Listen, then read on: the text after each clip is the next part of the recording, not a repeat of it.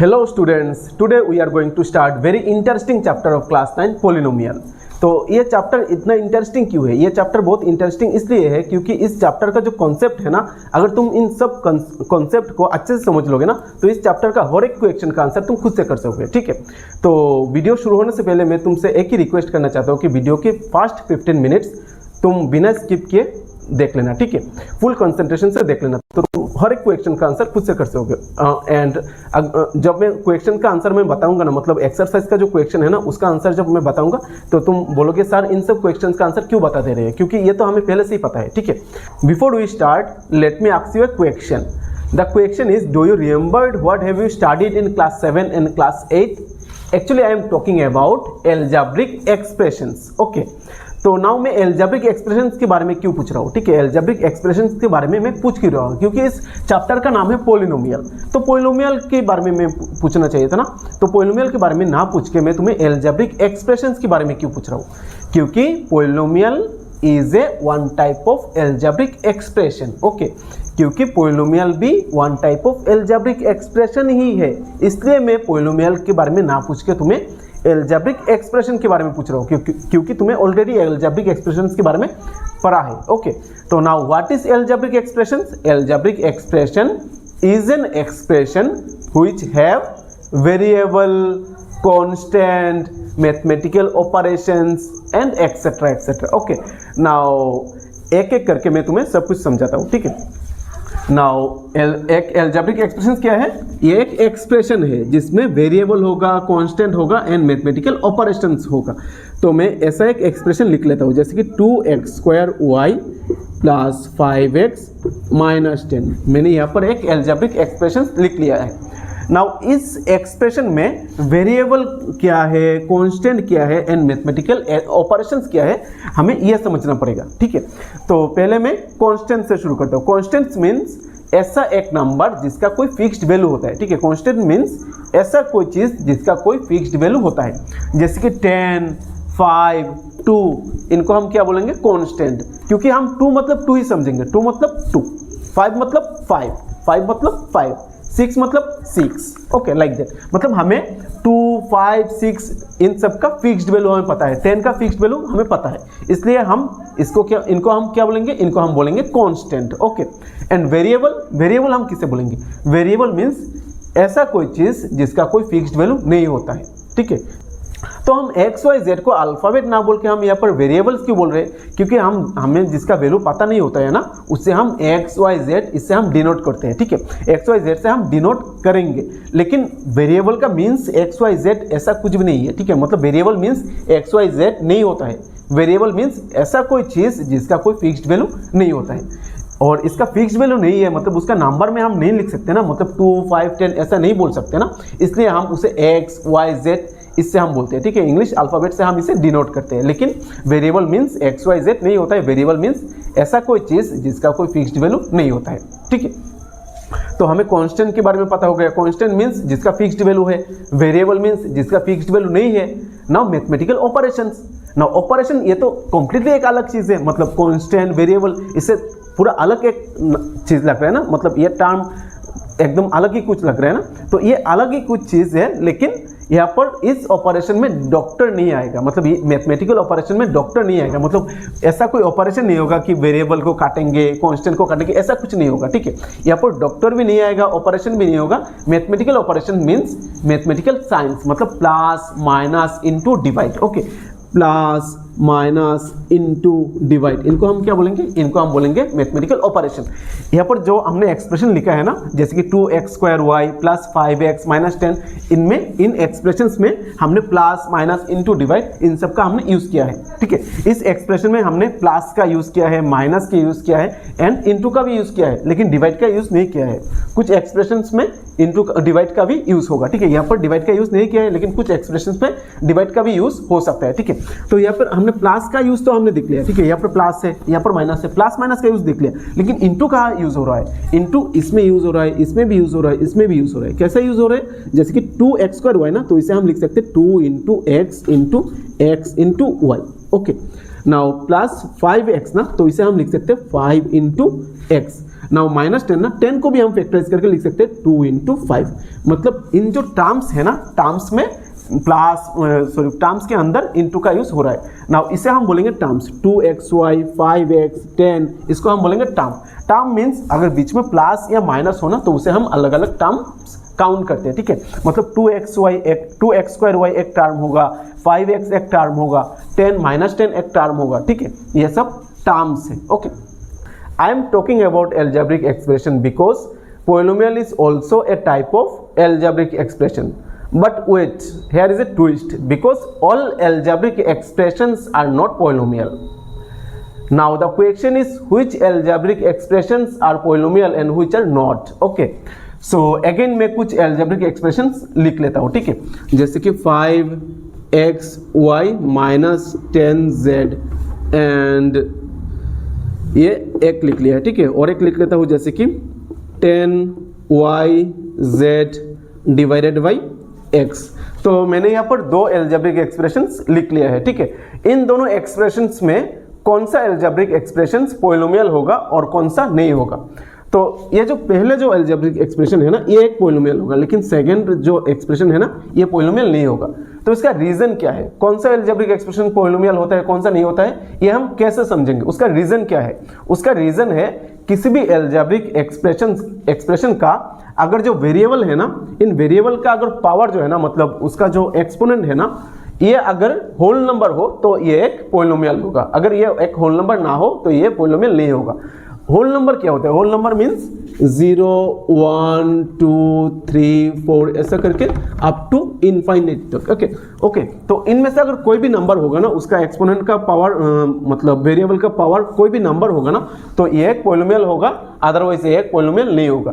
तो यहाँ पर देखो, यहाँ पर x का पावर क्या है, 1 है, y का पावर भी 1 है, z का पावर भी 1 है, ओके। मतलब सब में जो वेरिएबल का पावर है ना, ये एक होल नंबर ही है, मतलब इनमें से ही कोई नंबर है। और हम ऐसे अगर z² भी देते हैं ना, तो z का पावर 2 है, तब भी एक होल नंबर ही है, ओके। तो ये पोलिनोमियल होगा।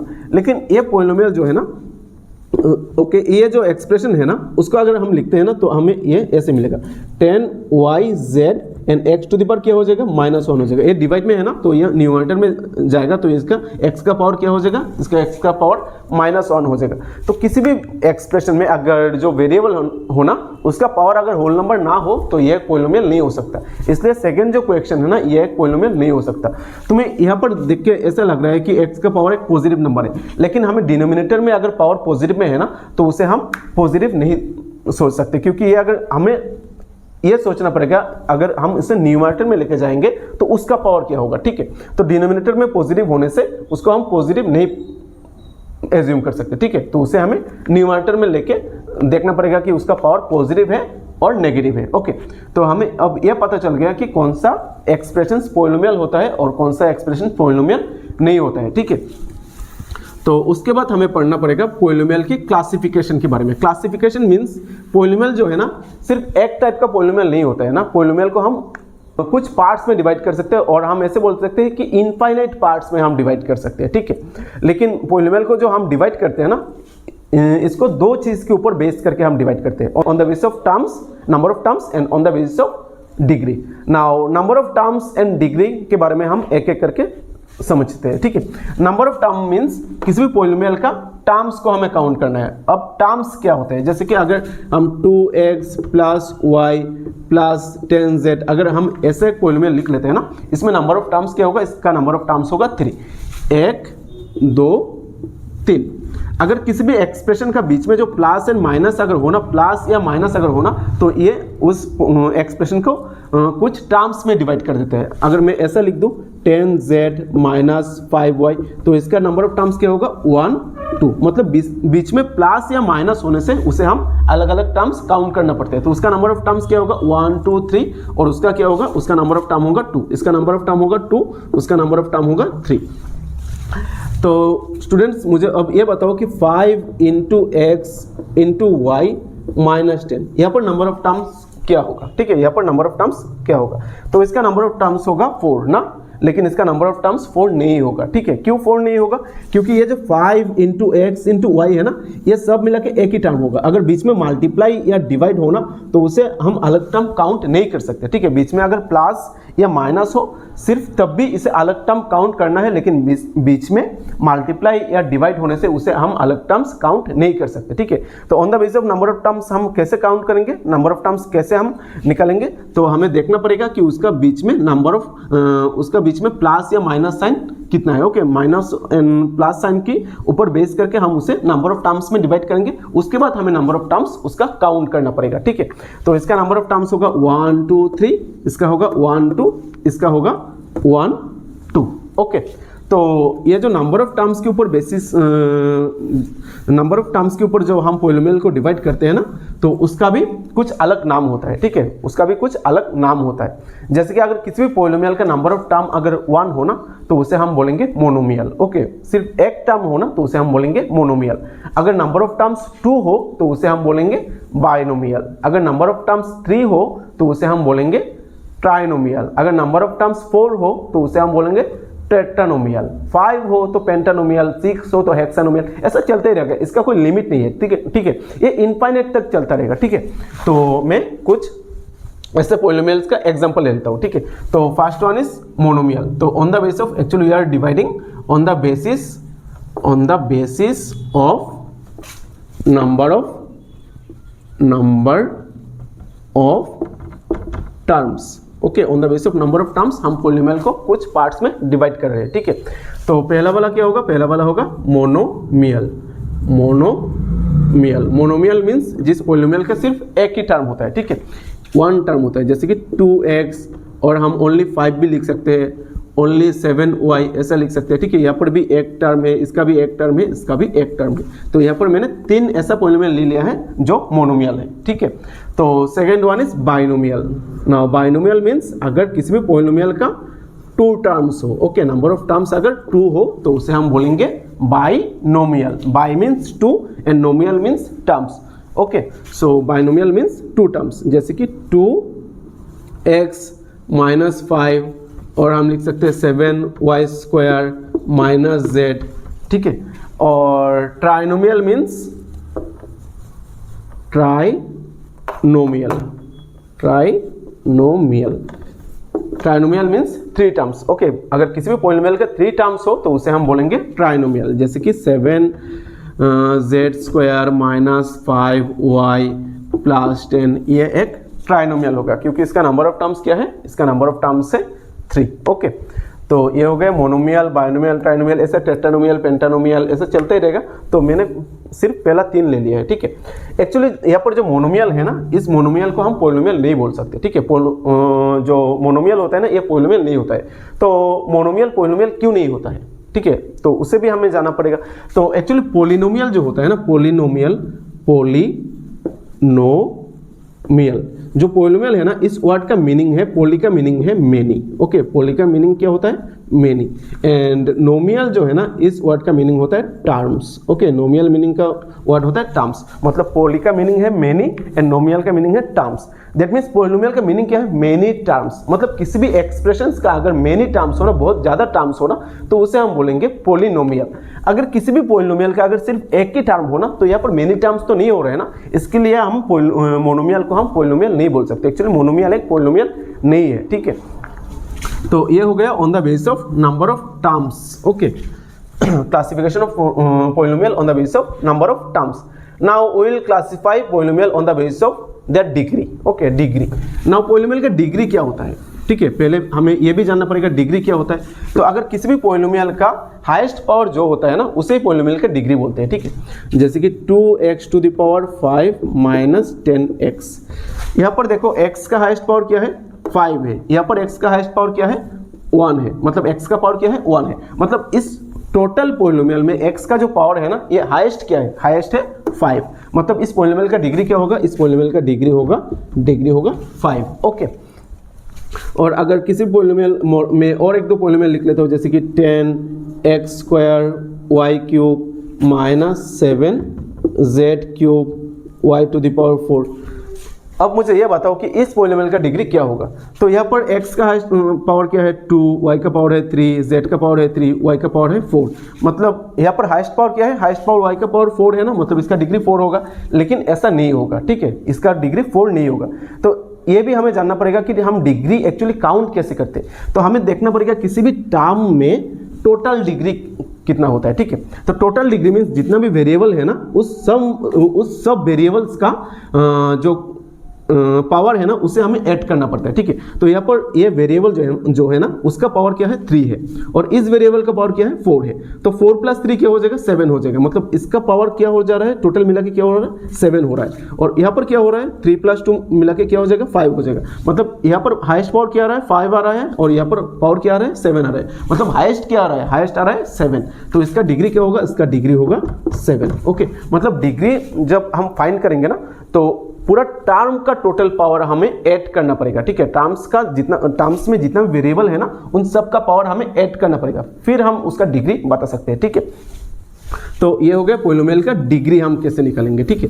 तो और एक चीज मैं बता देता हूं, किसी भी पॉलिनोमियल अगर ऐसा कोई हो ना, जैसे कि √x + y, तो उसका डिग्री क्या होगा। यहाँ पर x का पावर क्या है हाफ है, और यहाँ पर y का पावर क्या है 1 है। लेकिन ये जो है ना, इसमें हाईएस्ट पावर क्या है 1 है ना, लेकिन एक्चुअली हम इसको पॉलिनोमियल भी नहीं बोल सकते, क्योंकि यहाँ पर x का पावर जो है ना, ये हाफ है ना, तो हाफ एक होल नंबर नहीं है, तो इसके लिए इसे हम पॉलिनोमियल नहीं बोल सकते। तो इसका अगर कोई डिग्री बोलना, डिग्री क्या है तुम्हें बोले ना, तो इसका डिग्री नॉट डिफाइंड होगा, क्योंकि एक्चुअली ये पॉलिनोमियल भी नहीं है। तो पॉलिनोमियल नहीं है तो उसका डिग्री कहाँ से आएगा, ठीक है। तो ये पॉलिनोमियल नहीं होगा। कहीं पर भी अगर पॉलिनोमियल का, किसी भी पॉलिनोमियल का पावर अगर माइनस में आ रहा है या तो फ्रैक्शन में आ रहा है, तो ये पॉलिनोमियल नहीं हो सकता। ये एक्चुअली एक एल्जेब्रिक एक्सप्रेशन है, ये पॉलिनोमियल नहीं है, ठीक है। तो now on the basis of number of on the basis of degree we will classify the polynomial. Okay, on the basis of degree, on the basis of degree. तो on the basis of degree भी polynomial का कुछ अलग अलग नाम होता है, ठीक है। तो अगर किसी भी पॉलिनोमियल का अगर हाईएस्ट पावर अगर 1 हो ना, तो उसे हम बोलेंगे linear polynomial. Okay, highest power अगर 1 होता है तो उसे हम बोलेंगे लीनियर पॉलिनोमियल।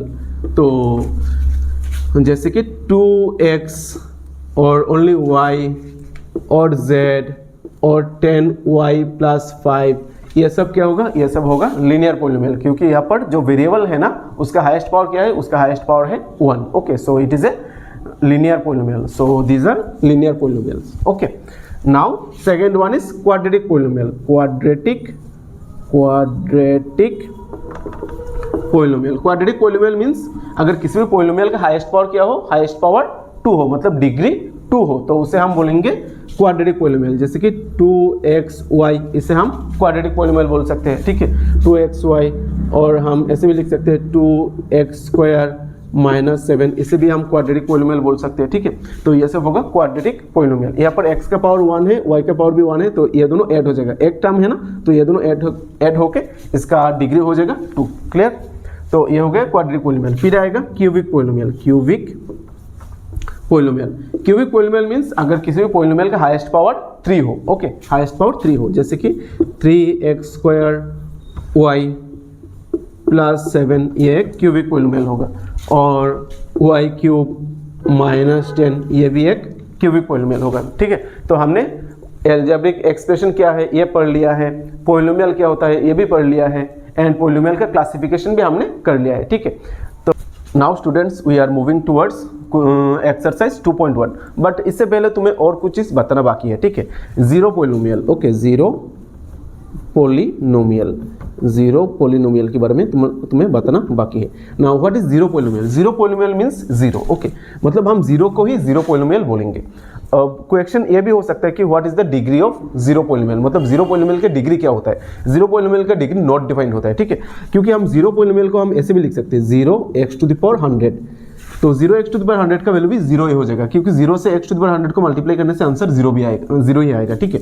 अगर हम 0 × y टू द पावर 10 लिखेंगे फिर भी उसका आंसर 0 ही होगा, क्योंकि 0 into Y to the power 10 answer 0 ही होगा। ठीक है, मतलब जीरो पॉलिनोमियल का जो डिग्री है ना ये नॉट डिफाइंड है, क्योंकि जीरो पॉलिनोमियल का डिग्री कुछ भी हो सकता है। ठीक है, कुछ भी हो सकता है, इसके लिए जीरो पॉलिनोमियल का डिग्री नॉट डिफाइंड होता है। ठीक है, तो जीरो को हम जीरो पॉलिनोमियल बोलेंगे एंड जीरो पॉलिनोमियल का डिग्री क्या होता है, जीरो पॉलिनोमियल का डिग्री होता है not defined. Okay, and another thing is constant polynomial, constant polynomial, polynomial. अब कांस्टेंट पॉलिनोमियल क्या होता है, किसी भी कांस्टेंट नंबर को हम कांस्टेंट पॉलिनोमियल बोलेंगे। ओके, जैसे कि 5 और 10 और -100, इन सबको हम बोलेंगे कांस्टेंट पॉलिनोमियल। मतलब ये भी एक कांस्टेंट पॉलिनोमियल है, ये भी एक कांस्टेंट पॉलिनोमियल है, ये भी एक कांस्टेंट पॉलिनोमियल है। ठीक है, तो क्वेश्चन ऐसे भी हो सकते हैं कि what is the degree of constant polynomial, तो आंसर इज 0। मतलब कांस्टेंट पॉलिनोमियल का डिग्री क्या होता है, कांस्टेंट पॉलिनोमियल का डिग्री होता है 0। ओके, क्योंकि हम कांस्टेंट पॉलिनोमियल को ऐसे भी लिख सकते हैं 5x टू द पावर 0, तो 5 को हम ऐसे भी लिख सकते हैं 5x टू द पावर 0, क्योंकि x टू द पावर 0 का वैल्यू क्या हो जाएगा, x टू द पावर 0 का वैल्यू हो जाएगा 1 एंड 5 1 are 5, अगेन हमें 5 मिल जाएगा। ठीक है, तो किसी भी कांस्टेंट पॉलिनोमियल का डिग्री क्या होता है, 0 होता है। ठीक है, हम 10 को ऐसे भी लिख सकते हैं 10y टू द पावर 0 और 10z टू द पावर 0। मतलब कांस्टेंट पॉलिनोमियल का डिग्री क्या होता है, कांस्टेंट पॉलिनोमियल का डिग्री होता है 0। ओके, कांस्टेंट पॉलिनोमियल का इसका डिग्री क्या होगा, इसका डिग्री होगा 0 एंड इसका डिग्री होगा not defined. Okay, not defined, clear. तो जीरो पॉलिनोमियल, जीरो को हम जीरो पॉलिनोमियल बोलेंगे एंड जीरो पॉलिनोमियल का डिग्री क्या होता है, not defined. And constant polynomial means किसी भी कांस्टेंट नंबर को हम कांस्टेंट पॉलिनोमियल बोलेंगे एंड कांस्टेंट पॉलिनोमियल का डिग्री क्या होता है, 0 होता है। ठीक है, तो ये रह गया था, तो ये मैंने तुमको बता दिया क्योंकि ये बहुत इंपॉर्टेंट है, ये एग्जाम में आता है, MCQ में आता है। ठीक है, तो now we are moving towards our first question. Which of the following expressions are polynomials in one variable and which are not, state reason for your answer. इन क्वेश्चन में से कौन सा क्वेश्चन पॉलिनोमियल है ये भी हमें बताना है। ठीक है, और कौन सा expression polynomial in one variable है। तो polynomial in one variable means अगर किसी भी पॉलिनोमियल में सिर्फ एक ही वेरिएबल हो ना, तो उसे हम पॉलिनोमियल इन वन वेरिएबल बोलते हैं। ठीक है, तो हमें बताना है कि कौन सा expression polynomial in one variable है और कौन सा expression polynomial in one variable नहीं है। ठीक है, तो हम क्वेश्चन नंबर 1 से शुरू करते हैं। तो यहाँ पर क्वेश्चन नंबर 1 क्या है, 4x² - 3x + 7। ओके, तो ये क्या पॉलिनोमियल इन वन वेरिएबल होगा। तो पहले हमें देखना पड़ेगा कि इसमें जो वेरिएबल है ना उसका पावर जो है ना, एक्सपोनेंट जो है ना, ये क्या होल नंबर है या होल नंबर नहीं है। तो यहाँ पर x का पावर क्या है, 2 है, इसमें x का पावर क्या है, 1 है। तो 2 भी होल नंबर है, 1 भी होल नंबर है। ओके, मतलब ये क्या होगा, ये एक पॉलिनोमियल होगा। नाउ ये पॉलिनोमियल इन वन वेरिएबल होगा या नहीं होगा। तो इसमें देखो वेरिएबल एक ही है ना, x² एंड यहाँ पर भी x ही है, मतलब x ही वेरिएबल है। ठीक है, यहाँ पर भी x है, यहाँ पर भी x है, मतलब वेरिएबल एक ही है, मतलब ये पॉलिनोमियल इन वन वेरिएबल होगा। तो आंसर क्या होगा, आंसर होगा yes, it is a polynomial in one variable,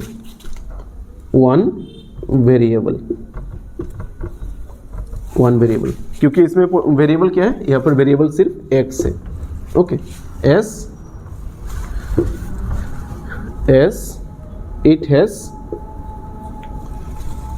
has one variable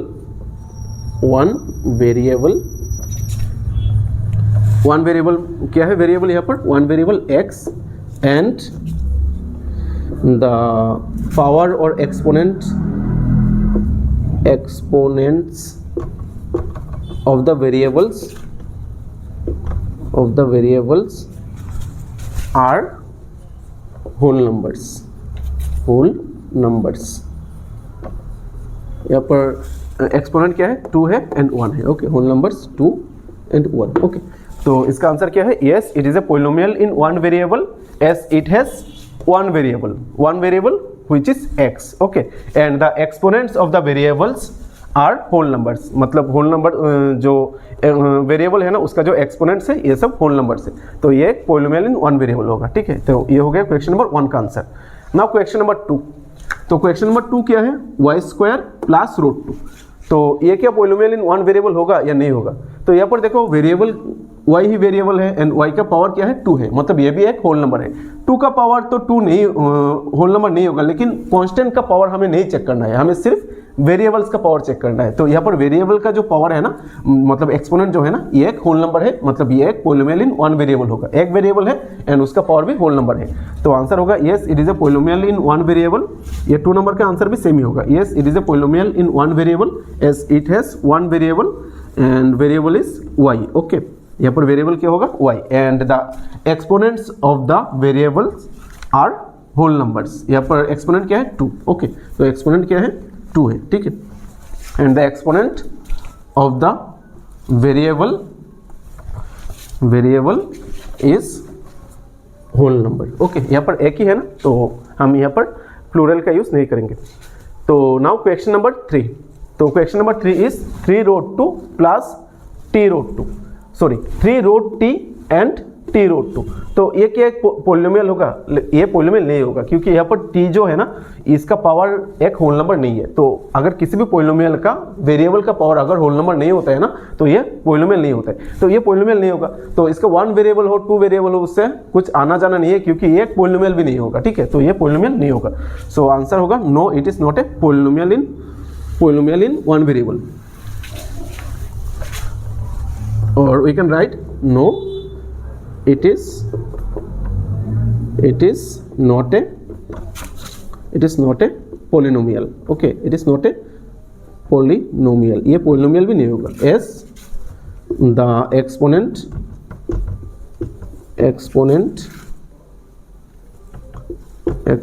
of the variable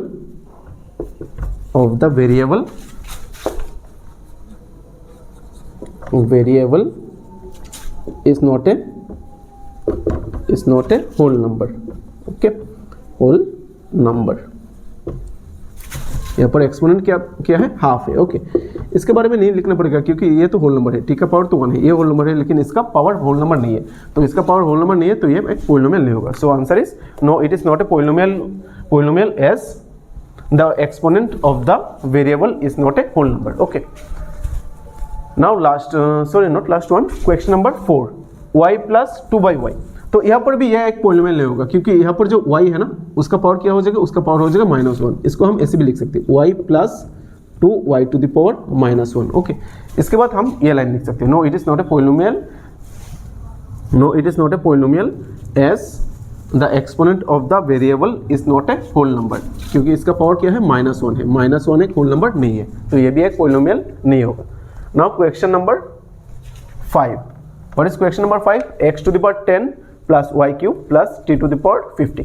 तो ये क्या पोलिनोमियल होगा? ये एक पोलिनोमियल होगा, लेकिन ये पोलिनोमियल इन वन वेरिएबल नहीं होगा, ठीक है, क्योंकि यहाँ पर वेरिएबल कितना है, यहाँ पर 3 वेरिएबल्स है, 1 2 3 वेरिएबल्स है, तो ये एक पोलिनोमियल इन वन वेरिएबल नहीं होगा। So it is not a polynomial in one variable. No it is not a polynomial in one variable as it has 3 variables x y and t। Okay, इसमें 3 variables है, ये polynomial in one variable नहीं होगा, क्योंकि इसमें 3 variables है, x y and t, 3 variables है, तो ये पोलिनोमियल इन वन वेरिएबल नहीं होगा, ठीक है। तो ये हो गया क्वेश्चन नंबर 1 का answer. Students, now the question number 2 is right the coefficients of x square in each of the following. मतलब हमें कुछ एक्सप्रेशंस गिवन है, उसमें से हमें एक्स स्क्वायर का कोफिशिएंट बताना है। तो मैंने तुम्हें पहले भी बताया था, कोफिशिएंट क्या होता है, किसी भी वेरिएबल के सामने अगर कोई नंबर कांस्टेंट नंबर मल्टीप्लाई में हो ना, तो उसे हम उसका कोफिशिएंट बोलते हैं, ठीक है। तो हमें यहाँ पर यह बताना है कि एक्स स्क्वायर के सामने कौन सा नंबर मल्टीप्लाई में है, कौन सा कांस्टेंट नंबर मल्टीप्लाई में है, ठीक है। तो फर्स्ट क्वेश्चन क्या है, 2 plus x square plus x. इसे हम ऐसे भी लिख सकते हैं, 2 plus 1x square plus x. मतलब किसी भी नंबर के सामने अगर कुछ मल्टीप्लाई में, कुछ कांस्टेंट टर्म मल्टीप्लाई में ना हो, मतलब वहां पर 1 होता है, ठीक है। मतलब एक्स स्क्वायर के सामने क्या है, एक्स स्क्वायर के सामने 1 है, ठीक है। तो the coefficient of x square क्या होगा, 1 होगा, ठीक है। तो answer is the coefficient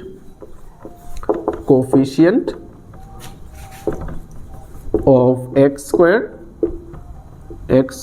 is 1. Okay, the coefficient of x square is 1. Now question number 2. 2 minus x square plus x cube. तो इसमें देखो, इसमें एक्स स्क्वायर के सामने क्या है, एक्स स्क्वायर के सामने कुछ नहीं है ना, तो उसे हम ऐसे लिख सकते हैं 2 minus 1x square plus x cube. तो एक्स स्क्वायर के सामने मल्टीप्लाई में क्या है 1 है, लेकिन इसके सामने माइनस है, तो माइनस होता है तो हमें माइनस देना पड़ता है। तो इसका आंसर क्या होगा, the coefficient of x square is -1। तो नंबर 2 का आंसर क्या है, the coefficient of x square is -1। Now question number 3।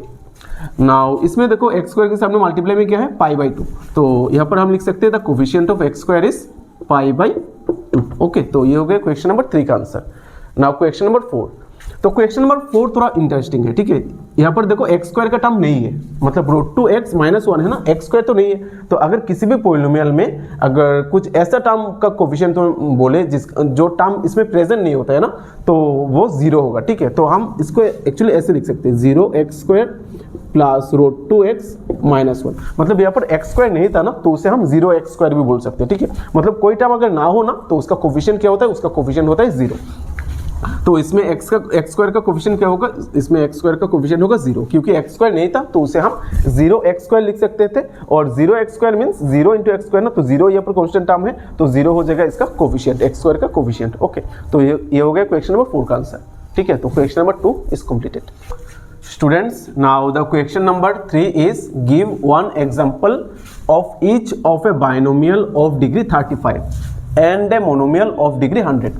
मतलब हमें यहाँ पर एक बाइनोमियल लिखना है जिसका डिग्री क्या होगा 35 होगा, ओके, एंड एक मोनोमियल लिखना है जिसका डिग्री क्या होगा 100 होगा। तो मैं पहले बाइनोमियल ऑफ डिग्री 35 लिख लेता हूँ, ठीक है। तो one example of binomial of degree 35 is binomial means क्या होगा, बाइनोमियल मीन्स 2 टर्म्स होगा ना, तो 2 टर्म्स का एक पॉलिनोमियल हम लिख लेते हैं, जैसे कि 2x प्लस 3y। ओके, तो ये हो गया एक बाइनोमियल। नाउ डिग्री क्या होना पड़ेगा, डिग्री होना पड़ेगा 35। डिग्री क्या होता है, किसी भी पॉलिनोमियल का वेरिएबल का हाईएस्ट पावर, मतलब यहाँ पर वेरिएबल का हाईएस्ट पावर क्या होना पड़ेगा 35 होना पड़ेगा। तो या तो हम x का वैल्यू 35 लिख देंगे या तो y का वैल्यू 35 लिख देंगे। तो हम यहाँ पर ऐसे भी लिख सकते हैं 2x⁵ प्लस 3y। ओके, तो ये हो गया एक बाइनोमियल जिसका डिग्री क्या होगा 35 होगा। ओके, या तो तुम ऐसे भी लिख सकते हो 2x प्लस 3y⁵, y का पावर भी तुम 35 दे सकते हो, ठीक है। तो ये पहला क्वेश्चन का आंसर होगा, पहला पार्ट का आंसर होगा। Now second part, a monomial of degree 100, मतलब हमें एक मोनोमियल लिखना है जिसका डिग्री क्या होगा 100 होगा, ठीक है। तो one example of monomial of degree 100 इस। तो यहाँ पर मोनोमियल मीन्स सिर्फ एक ही टर्म होगा, तो एक term means only one y, और ओनली y भी हम लिख सकते हैं y, और पावर क्या होगा, पावर होगा 100। तो मोनोमियल मीन्स एक ही टर्म होगा, तो y एक ही टर्म है और उसका पावर क्या है 100 है, मतलब ये एक डिग्री 100 पॉलिनोमियल होगा, ठीक है। तो ये एक मोनोमियल हो गया जिसका डिग्री क्या है 100 है, ठीक है। तो ये हो गया एक बाइनोमियल का एग्जांपल जिसका डिग्री है 35, एंड ये है एक मोनोमियल का एग्जांपल जिसका डिग्री है 100। Okay students, question number 4 is right the degree of each of the following polynomials. मतलब यहाँ पर हमें कुछ पॉलिनोमियल्स गिवन है, इसका हमें डिग्री क्या है ये बताना है। तो स्टूडेंट्स, हमें पता है कि किसी भी पॉलिनोमियल का डिग्री क्या होता है, डिग्री मीन्स वेरिएबल का हाईएस्ट पावर होता है, ठीक है। मतलब पॉलिनोमियल में जो वेरिएबल होता है ना, उसका जो हाईएस्ट पावर होता है उसे हम पॉलिनोमियल का डिग्री बोलते हैं, ठीक है। तो पहला जो क्वेश्चन है इसमें देखो, इसमें वेरिएबल क्या है x³ x² x, यहाँ पर 3 वेरिएबल से सेम वेरिएबल है, मतलब 3 बार है। ओके, नाउ इसमें x का हाईएस्ट पावर क्या है, x का हाईएस्ट पावर है 3, मतलब इस पॉलिनोमियल का डिग्री क्या होगा, इस पॉलिनोमियल का डिग्री होगा 3। तो इसका आंसर क्या होगा, हियर हाईएस्ट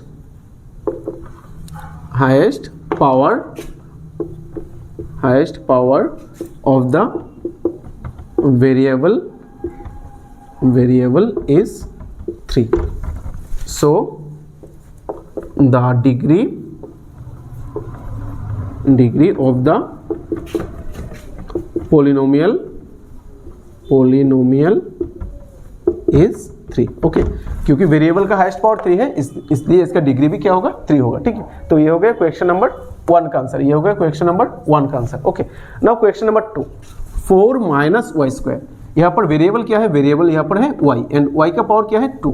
यहाँ पर एक ही वेरिएबल है एंड उसका पावर क्या है 2 है, मतलब इसका डिग्री क्या होगा, इसका डिग्री होगा 2। ओके, तो इसका आंसर क्या होगा, क्वेश्चन नंबर 2 का आंसर होगा here highest power of the variable is 2, so the degree of the polynomial is 2। Okay, now question number 3, 5t minus root 7।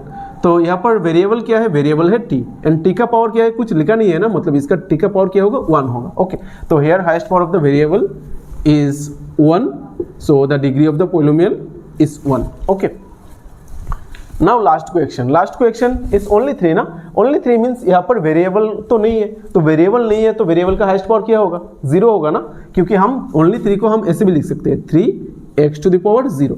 ये मैंने तुम्हें पहले भी समझाया था, किसी भी कांस्टेंट पोलिनोमियल का डिग्री क्या होता है, 0 होता है। ठीक है, तो हम 3 को ऐसे लिख सकते हैं 3x टू द पावर 0, क्योंकि x टू द पावर 0 का वैल्यू क्या हो जाएगा, 1 हो जाएगा एंड 3 into 1 अगेन 3 हो जाएगा। ठीक है, तो हम इसका पावर क्या बोल सकते हैं, here highest power of the variable is 0, so the degree of the polynomial is 0। Now students, मैं तुम्हें कुछ ऐसा क्वेश्चन बताता हूँ जिसका डिग्री तुम इतना इजीली नहीं निकाल सकते।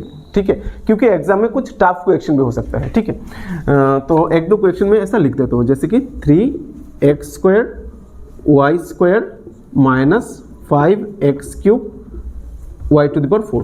तो स्टूडेंट्स मुझे ये बताओ कि इस पोलिनोमियल का डिग्री क्या होगा। तो यहाँ पर देखो, यहाँ पर x² एंड y² है, यहाँ पर इस टर्म में वेरिएबल का पावर जो है ना, ये है 3 एंड 4। तो अगर किसी भी टर्म में अगर x से ज़्यादा वेरिएबल्स हो ना, तो वहाँ पर हमें वेरिएबल्स का पावर जो है ना उसे ऐड करना पड़ता है। तो यहाँ पर x एंड y का पावर ऐड होकर क्या हो जाएगा, 2 + 2 क्या हो जाएगा, 4 हो जाएगा, मतलब यहाँ पर टोटल पावर क्या हो जाएगा, 4 हो जाएगा, और 3 + 4 होकर टोटल पावर क्या हो जाएगा, 7 हो जाएगा। तो यहाँ पर highest power of the variable क्या होगा, 7 होगा। ठीक है, इसमें highest power of the variable 7 होगा, सो the degree of the polynomial भी क्या होगा, 7 होगा। ठीक है, तो इस पोलिनोमियल का डिग्री क्या होगा, 7 होगा। ठीक है, तो अगर इस टाइप का क्वेश्चन हो ना, तो हमें क्या करना है, तो हमें वेरिएबल्स का पावर ऐड करना है। ठीक है, ऐड करने के बाद मतलब किसी भी टर्म का जो वेरिएबल्स है उन सब का पावर ऐड करने के बाद फिर हमें डिग्री बताना है। ठीक है, तो ऐसा एक दो और क्वेश्चन मैं दे देता हूँ, तुम उसका डिग्री खुद से कर लेना। ठीक है, जैसे कि 2xy³ minus 7y to the power 5, इसका डिग्री तुम खुद से बताना। 3y to the power 7z² minus 3x² y³, इसका भी डिग्री तुम खुद से निकालना। ठीक है, तो ये हो गया 2 extra questions. Students, question number 5 is classify the following as linear, quadratic and cubic polynomials. मतलब हमें यहाँ पर कुछ पोलिनोमियल्स गिवन है, इसे हमें linear, quadratic and cubic polynomial में क्लासिफाई करना है। तो स्टूडेंट्स, हमें पता है कि अगर किसी पोलिनोमियल का वेरिएबल का अगर हाईएस्ट पावर 1 हो तो उसे हम लीनियर पोलिनोमियल बोलते हैं। ठीक है, अगर वेरिएबल का हाईएस्ट पावर 2 हो तो उसे हम क्वाड्रेटिक पोलिनोमियल बोलते हैं, एंड वेरिएबल का हाईएस्ट पावर अगर 3 हो तो उसे हम क्यूबिक पोलिनोमियल बोलते हैं। ठीक है, तो यहाँ पर हमें पहले पोलिनोमियल का जो वेरिएबल है ना उसका हाईएस्ट पावर पहले चेक करना पड़ेगा। ओके, फिर हाईएस्ट पावर के बेसिस पे उसे हमें क्लासिफाई करना है। ठीक है, तो पहला जो पोलिनोमियल है इसमें वेरिएबल जो है ना x, इसका हाईएस्ट पावर क्या है, यहाँ पर 2 है, यहाँ पर 1 है, मतलब हाईएस्ट पावर क्या है, हाईएस्ट पावर है 2, मतलब ये क्या होगा, ये एक क्वाड्रेटिक पोलिनोमियल होगा, ये एक क्वाड्रेटिक पोलिनोमियल होगा। ठीक है, क्वाड्रेटिक पोलिनोमियल होगा, मैं शॉर्ट फॉर्म पोली लिख दे रहा हूँ। ठीक है, तो सेकंड क्वेश्चन जो है इसमें x का पावर यहाँ पर 1 है, यहाँ पर x का पावर 3 है, मतलब हाईएस्ट पावर क्या है, हाईएस्ट पावर है 3। तो किसी भी पोलिनोमियल का अगर वेरिएबल का हाईएस्ट पावर 3 हो तो उसे हम बोलते हैं cubic polynomial.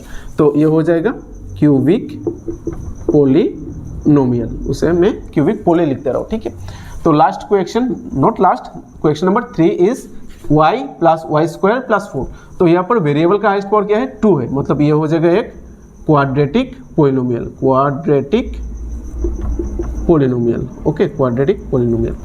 Now question number 4, 1 + x, मतलब यहाँ पर वेरिएबल का हाईएस्ट पावर क्या है, 1 है, only x means x to the power 1, तो इसमें वेरिएबल का हाईएस्ट पावर क्या है, 1, तो ये हो जाएगा एक linear polynomial. Okay, linear polynomial. Now इसमें भी वेरिएबल का हाईएस्ट पावर क्या है, 1 है, तो ये भी एक लीनियर पोलिनोमियल हो जाएगा। यहाँ पर इसका हाईएस्ट पावर क्या है, 2 है, तो ये हो जाएगा एक क्वाड्रेटिक पोलिनोमियल, एंड इसमें वेरिएबल का हाईएस्ट पावर है 3, तो ये भी हो जाएगा एक क्यूबिक पोलिनोमियल। ठीक है, तो ये हो गया हमारा क्वेश्चन नंबर 5 का आंसर। तो so students, we have covered exercise 2.1. We'll cover the next exercise in our next class. Okay, And students, if you found this video is helpful for you, then please share it with your friends. Thank you.